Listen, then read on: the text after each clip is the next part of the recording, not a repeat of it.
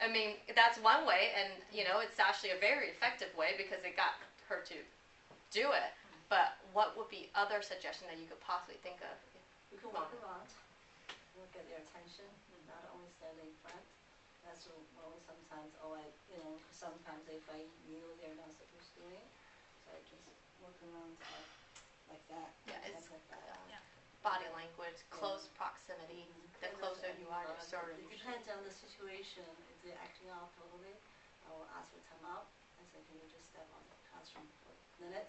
Stuff like that. Ask a question to get her attention. Well, my students are all girls, so if I say a girl is just a little off, I might ask her a question. Or if I see someone get really drowsy or sleepy, please stand up for a minute. Not a punishment, just for you to refresh yourself. For change activities, sometimes you always have actual little 1 or 2 activities, and something's not working. Just have to be very flexible. Do something different. In the interest of time, I want to go back to this. A lot of you I've heard talking about the breakdown of instructions, right? How much you should use the target language to give instructions. I think this is really important for us to take a few minutes to talk about, especially teaching Chinese, because I had the same feeling too, right? If you study a Romance language like French or English, you can follow a Spanish lesson, no problem. Chinese is a totally different story because you don't have the cognates. So my concern when I hear reactions too much of the target language, that's sort of what I was hearing in terms of your feedback. A lot of you feel uncomfortable with how much of the target language you use to give instructions. And I think as Chinese teachers, and I'm going to speak for myself here, the default is to rely on English to give instructions. And it's easier. It's less time consuming, so we just rely on English, and it becomes an ingrained habit. And there's 3 things to remember from this week, and I can't emphasize this enough because I have to remind myself too every year. The less English you use from the outset, the better off you're going to be. Because obviously grammar, all of that stuff, there's some things you absolutely need to use English. There's no way around it. But in terms of simple activities like you had today, there's no reason why you can't give those instructions in Chinese through body language.